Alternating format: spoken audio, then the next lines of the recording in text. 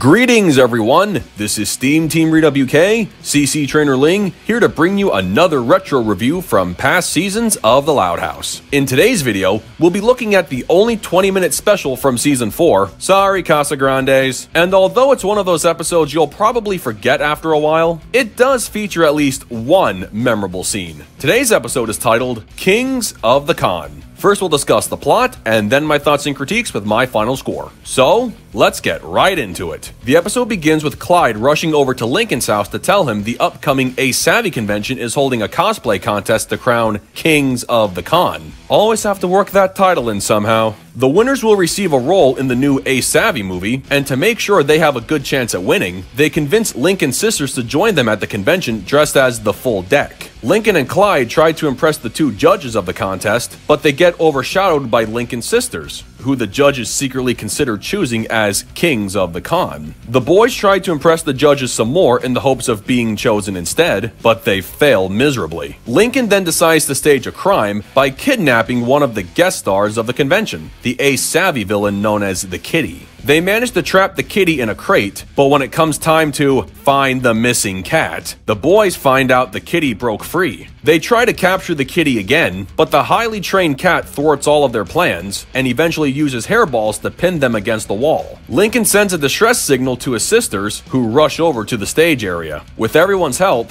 the kitty gets locked inside the crate and the commotion grabs the judge's attention. Assuming the boys were the ones who found the kitty, Lincoln and Clyde are declared Kings of the Con.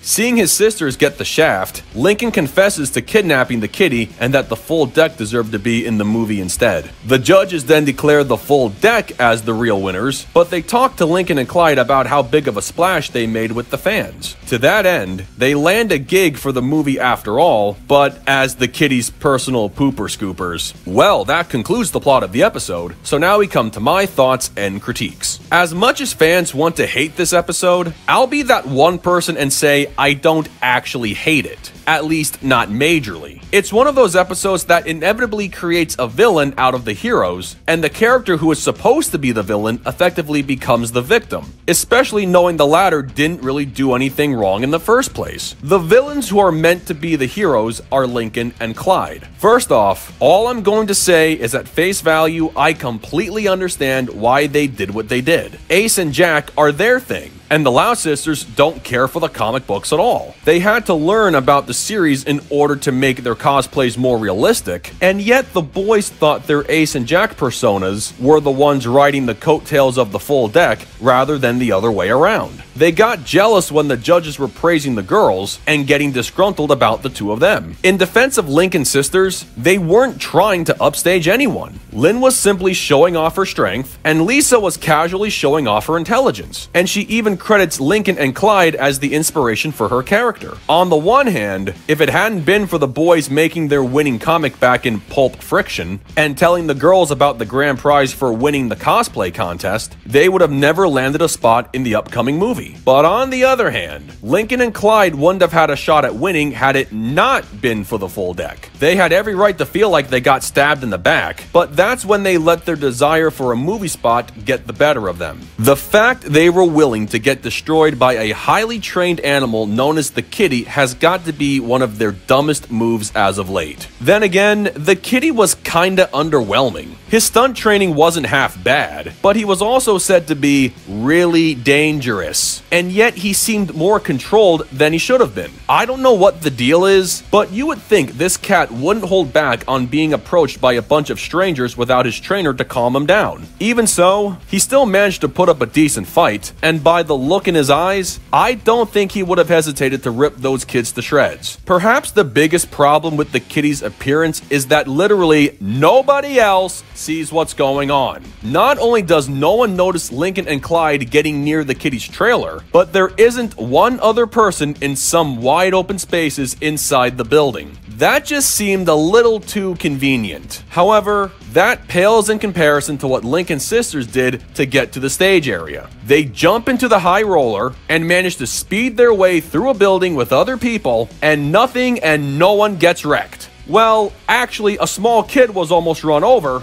but you get what I mean. The stage wasn't even that far away from where Luann was standing, so what was the point of them driving all the way over there? I guess that's where I could talk about my only positive of the episode, although it's a very small one. The idea of the full deck responding to the ace signal, using the high roller to drive to the scene, and join in the fight against the kitty and free the heroes was like watching one of the comic books unfold in real time. I'd be lying if I said I didn't personally enjoy the little fight sequence the heroes had with the villain. It highlighted the strengths each of the full deck sisters demonstrated in Pulp Friction, and I think it was really creative on the surface. In the eyes of the Loud sisters, they saw themselves as the heroes, but in actuality, they were the villains since the kitty was the one who had his life put in danger. He wasn't attacking the full deck like he would in the movies or comics. He thought his life was being threatened by a bunch of strangers, and he felt he needed to defend himself. If anything, you feel bad for the kitty since he was the victim of something that wasn't his fault. And you kind of feel bad for the girls since they became villains without even realizing it. The kitty was right in his way, the girls were right in their way, and Lincoln and Clyde were wrong all the way around. I honestly can't feel bad for what happened to them, and their future punishment of cleaning up after the kitty on the movie set,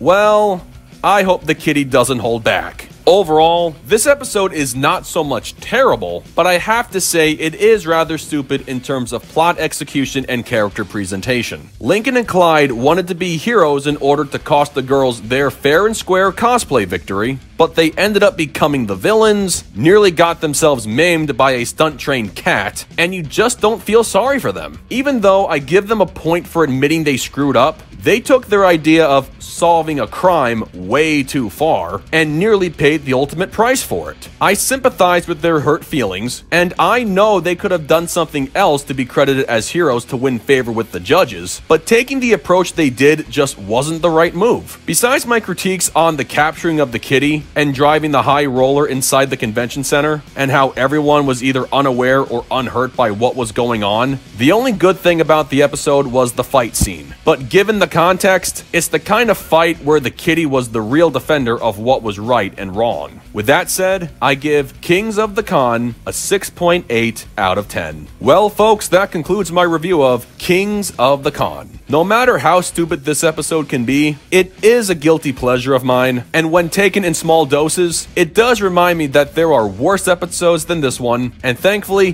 this isn't a bottom-of-the-barrel episode. So what did you guys think of it? Love it? Hate it? Something you would add? Change? Keep it as it is? Let me know in the comments below, and make sure to subscribe to this channel for the latest Loud House content. That's going to do it for me. I'll catch you guys for the next video, but until then, this is SteamTeamRedubUK, CC Trainor-Ling, signing off. Peace out, home slices.